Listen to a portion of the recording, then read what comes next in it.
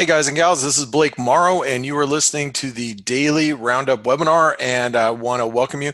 One of these guys that I follow on the stock market, just some charts, pointed out this really important. This is an important chart with XLF, and I thought it was kind of key. Um, and I was just looking at a little bit earlier about these highs that it had developed back in 2000, or just before the financial crisis. And you'll notice that this is the XLF, and this is a semiconductor, or excuse me, the financial. It's not the SOX. The financial XLF is the financials, and really important resistance that we're probing. And I thought that's pretty key because if the S&P is going to continue here, probably needs the financials with it. But let's talk a little bit about the stock market. So the stock market rallied, squeezed the heck out of the market, squeezed me once we went past this 3,300. I'm like, all right, stop me out. I'll look to re-enter a little bit later. I exited mine, and we'll see if we're going to continue. The market is pretty much over the coronavirus. I mean, unless the coronavirus really exponentially starts to gain some traction moving forward, we're over it. It's done. I think things start tapering off here, and I think that's how the market feels. So the market is really not concerned with the coronavirus anymore, is what I'm trying to say. But what I do think is still a risk is obviously this Iowa caucus, that the results will be released later today at 4 p.m. Eastern. So that's something to pay attention to, because that's happening just as the stock market is closing. So equities have rallied past, the 3,300. We might see this, this previous support right through here. That comes in around 3,310. That seems doable. But what I would be concerned with if I owned equities is I'd be concerned if they drop back below 3,300 from here. So that's something that I'm kind of paying attention to, just because with risk appetite, I had a short in the dollar yen. I got stopped out of that a while back this morning, way down over here, and it squeezing past. We've got the 618 that's coming into play. That's right around 109.50. That's also an AB equals CD. That seems like doable. The market, we're so close to reaching there, but a lot of that has to do with the S&P. If the S&P continues to move higher, this hourly RSI might stretch a little further. You can see we've hit overbought before these levels on an hourly basis. We could stretch up to 109.50. I think that's entirely doable. A couple more things I want to go over. So the euro, we came down, almost tested the 618. We tested yesterday's lows, but held it.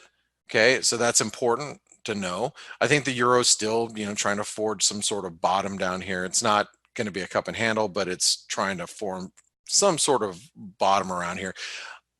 Obviously, if we start breaking back below 110, that's pretty bearish for the euro. But if the euro's, just it's like, if it's gonna turn, it's like turning a freight liner. It's not gonna turn instantaneously. So I'm just watching these levels, like the 110.30 level, see how we react down here. One of the other things, I guess there's two things I want to talk about. One of the other things that I noticed is the US dollar Mexican peso stopped going down as equities were going higher, which is interesting because we've seen a squeeze higher in the dollar yen, or excuse me, in the Aussie, a little bit of a squeeze in the Kiwi. The Canadian even came down a little bit, but really the Canadian didn't come down too much. And look at the dollar Canadian, it came down very briefly. So the US dollar Mexican peso really is holding some support, surprisingly. I'm surprised that we're not trading below this 1860 level. I'm surprised we aren't trading down here.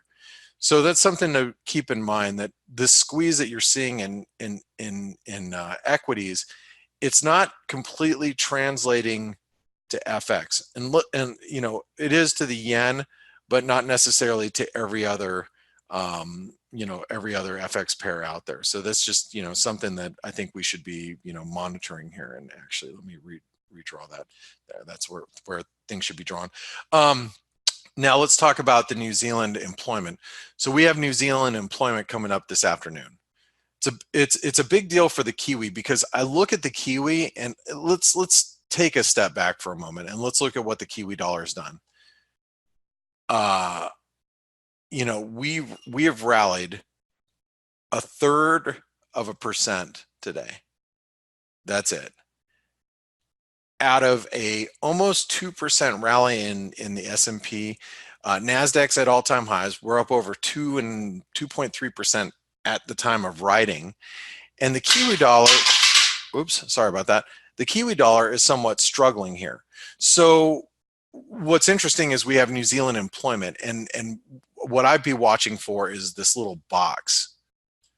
And I have no views on what I think the New Zealand employment's going to be, but I think, this is pretty important, like this 98.90 and below, like 90 or 98, 64.90 and 64.50. This is a breakout area. And so keep a careful eye on the Kiwi, because the employment report comes about 15 minutes before the FX rollover period. So you'll have some time to react, but it's going to be really interesting to watch how the Kiwi reacts. And if we do get a positive number, if you look at the what the market's looking for, New Zealand employment, let me refresh that. So we're looking for, for a quarter change, it's an upward forecast of 0.3%. Unemployment rates stay the same. How about if employment change just stays, the same as previous at 0.2%? Well, given the fact that the Kiwi has had a very difficult time in rallying, obviously we're getting a rally because, risk appetite is gone through the roof today. But, what happens here if the data is weak? Does the Kiwi come back and break through these lows? I have to imagine that and I'm not trading the New Zealand dollar. I'm actually watching the Euro New Zealand right now, but I'm not trading the New Zealand dollar at this time. But if I was buying the New Zealand because stocks are higher, commodities are higher, iron ore has rallied, copper's rallied, I'm gonna buy myself some Kiwis. Well, if the Kiwi is struggling to rally right now, I'm sure anybody who's long the Kiwi is putting their stop below those lows. So probably below this, and remember, this is the big inverted head and shoulder pattern neckline. So the previous one. So that's going to be pretty important support. I have to imagine a lot of stops are down there, and if we get a bad employment report, we're going to sever right through that support. The flip side is if we get a good employment report, maybe the Kiwi plays some catch up and we start rallying back towards 65.50. That's also something to keep in mind. But be watching the Kiwi later today for the employment report. Also keep an eye on the Iowa caucuses. Somebody had asked me, what happens if Biden's the front runner? And I think Skip asked me, like, what if he's the front runner? Well, I would think that stocks come under a little bit of pressure. The yen pairs do as well. But at the same time, after today's price action, I doubt any type of move lower that you see in the dollar yen because of the Iowa caucuses are going to be significant. I mean, yeah, we might get a 20 pip move lower, but is it going to reverse, this move right here? I don't know. You'd have to see how equities respond. But I think the S&P had such a massive squeeze today that we're probably not going to get a big reaction if Bernie Sanders is the front runner. The flip side to that question is, what if he's not? Well, I think everybody views the rest of the field is more or less incompetent to beat Trump, right? So if it's Biden, for example, or Warren, which, it probably is not going to be the case. But if it's Biden, yeah, I don't think the market's really going to care a whole lot, because they're like, yeah, well, we knew he wasn't going to be a factor anyway. But what people are watching is, Bernie Sanders had such a big following headed into the 2016 elections that they would feel that if he's got momentum again, then that might actually be a credible threat to Donald Trump, and that's why people are closely watching it. But like I said, I even think after today's price action, it's probably not going to be too big of a deal. But we'll see. If I was dealing with like the S&P, as long as we're above 3,300, 3,280, somewhere around here, yeah, there's no real need to worry about S&Ps right now, because we've shaken off the worst, and we've done a lot of damage going the other direction. All right, guys and gals, my name is Blake Morrow. If you haven't tried ForexAnalytix and you're not in the chat room with me and you want to know how to get there, well, you have to be a member. It's only $1 for 10 days. And then once you do that, make sure you join in the chat room, which is this little doohickey button right there. All right, even if you have the light plan, you can still join in with us for the next 10 days because the trial gets the premium service. All right, guys, have a great one. We'll talk to you soon.